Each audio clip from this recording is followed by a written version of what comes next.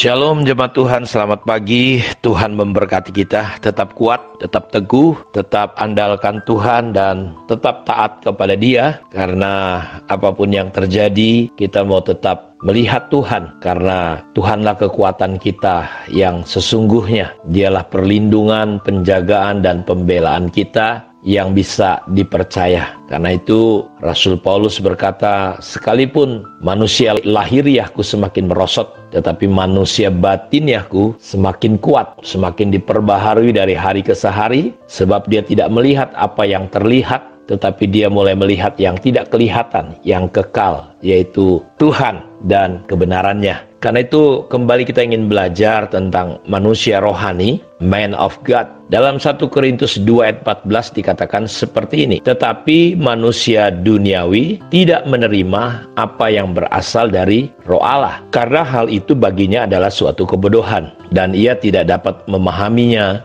Sebab hal itu hanya dapat dinilai secara rohani. Tetapi manusia rohani menilai segala sesuatu, tetapi ia sendiri tidak dinilai oleh orang lain. Jadi jelas manusia duniawi tidak bisa menerima apa yang berasal dari Tuhan. Karena memang pengertian Tuhan dengan pengertian kita begitu berbeda sekali. Seperti langit dan bumi. Dan di sini manusia duniawi menganggap perkara-perkara rohani, perkara-perkara kebenaran adalah sebuah kebodohan. Karena dia memandang dari sudut pandang yang berbeda. Karena hal rohani hanya perlu dipandang, dilihat dari secara rohani. Jadi seringkali kita sulit memahami Tuhan karena begitu banyak pandangan-pandangan dan pola-pola kita yang kita melihat perkara-perkara Tuhan, kebenaran itu dengan cara pandang duniawi. Jadi di sini kita bisa melihat bahwa dalam bahasa aslinya manusia duniawi ini disebut juga adalah bayi rohani, anthropos sarkikos atau bayi rohani. Orang-orang ini dia mengasihi Tuhan tapi sekaligus masih mencintai diri sendiri. Mencintai Tuhan tapi mencintai dunia itu tidak mungkin. Kita tidak mungkin bisa mengasihi Tuhan sekaligus mencintai dunia. Karena itu siapa mengasihi dunia tidak mungkin kasih Allah ada dalam diri orang itu. Tetapi Kristen anthropos sarkikos atau orang-orang yang masih baby rohani ini, dia punya sifat masih mendua. Cinta Tuhan, cinta mamon juga. Pengen coba melakukan kebenaran, tapi jatuh bangun terus di dalam dosa. Jadi mereka ini orang-orang yang hanya sekedar beribadah, dalam ikut Tuhan terlalu banyak alasan. Jadi masih butuh proses pendewasaan untuk bisa lepas dari hal-hal yang mengikat. Jadi orang-orang yang bayi rohani ini, yang tidak rohani ini, hidupnya dikuasai oleh sifat natural dosa. Selalu diperbudak oleh kedagingannya. Hawa nafsunya dikuasai iblis. Dia tidak menyerahkan dirinya kepada Tuhan. Mereka bersahabat dengan dunia. Jadi orang yang tidak rohani atau tipe bayi rohani ini tidak mengenal Allah dan memahami cara-cara Tuhan. Mereka bersandar selalu kepada emosi natural manusiawinya. Lalu manusia juga dalam bahasa yang lain dia menggunakan kata pesukikos. Manusia alamiah, manusia duniawi yang mengikuti nafsu manusia. Jadi hidupnya selalu natural, kurang rohani, tidak memiliki roh Allah. Kalaupun ada roh Allah tidak bisa bekerja. Jadi selalu bersifat hal-hal yang kebendaan. Jadi hidupnya diperintah, dikuasai, selalu kompromi. Jadi mereka benar-benar sulit untuk memahami Tuhan. Sebaliknya manusia rohani atau pneumatikos, ini orang-orang yang berpikiran secara rohani. Dia belajar, menyerah dan mengikuti pikiran Allah dan hidup oleh roh Allah. Jadi orang ini, orang-orang rohani selalu mengikuti pimpinan roh yang mendiami dirinya. Dan dia selalu belajar hidup dalam roh. Seperti yang dikatakan di dalam kitab Roma pasal 8 ayat 5. Sebab mereka yang hidup menurut daging memikirkan hal-hal yang dari daging. Mereka yang hidup menurut roh memikirkan hal-hal yang dari roh. Jadi Bapak Ibu, orang-orang yang hidup dalam daging, pikirannya.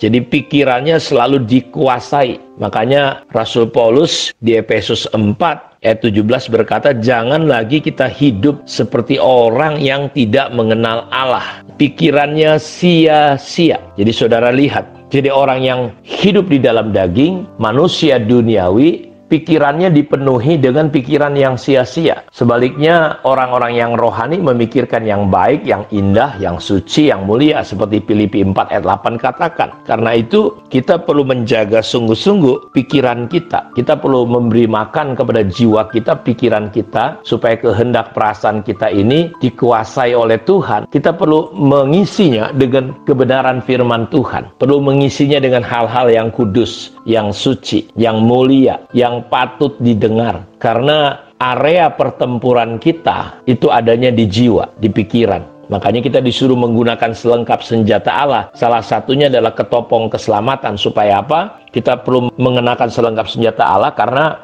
salah satu ada disebut panah api si jahat. Jadi kerap kali ketika kita punya masalah persoalan, secara natural itu kedagingan kita atau memori alam bawah sadar kita, dia akan mengeluarkan secara natural untuk kita berespon, bereaksi, mengikuti apa yang sudah terpola, sudah tertanam dalam hidup kita. Hari ini kita punya masa lalu. Ada pepatah berkata bahwa manusia itu seperti kayak keong, kemana-mana membawa rumahnya, kayak keong itu. Jadi kita itu membawa apa yang pernah terjadi di rumah kita. Walaupun kita sudah menerima Yesus hari ini, tetapi pola, cara, paradigma, sistem, respon kita, itu kita bawa dari apa yang kita alami. Apa yang kita dengar, apa yang kita lihat, apa yang kita rasakan, itu membentuk, itu menjadi natural hidup kita. Nah, ketika kita lahir baru, itu terbawa Bapak Ibu. Karena itu, di sini dikatakan bahwa mereka yang hidup menurut Roh mulai memikirkan. Jadi saudara tahu, kalau kita mengikuti daging, ujungnya pasti maut. Kita sulit sekali diperkenan oleh Allah. Karena hal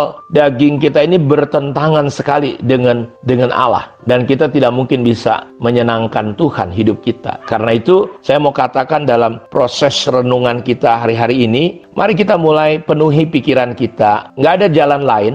Dalam Petrus dikatakan, tujuan imanmu adalah keselamatan jiwa. Jadi goal atau akhir daripada tingkat tujuan iman kita adalah keselamatan jiwa kita. Karena jiwa kita itu akan mempresentasikan atau memperlakukan apa yang kita pikirkan. Tindakan kita itu berasal dari pikiran. Contoh misalnya, orang itu misalnya mau marah. Dia nggak tiba-tiba marah Bapak Ibu. Tapi ada sesuatu yang mulai dia pikirkan, dia renungkan, dia pikirkan, dia renungkan, dia pikirkan, dia renungkan. Perasaan dia merasa tidak diperlakukan tidak benar, tidak adil. Lalu itu mempengaruhi pikiran perasaan sampai pada satu titik dia marah. Sama seperti orang yang membunuh. Itu dimulai dari ada kebencian, dia merenungkan, saya diperlakukan begini, sampai tingkatnya dia melakukan tindakan sampai pada pembunuhan. Karena itu ketika Kain membunuh Habel itu dimulai karena dia memikirkan, kenapa ya persembahanku nggak diterima? Oh Tuhan nggak adil. Ini adikku begini, terus sampai dia pada satu tindakan.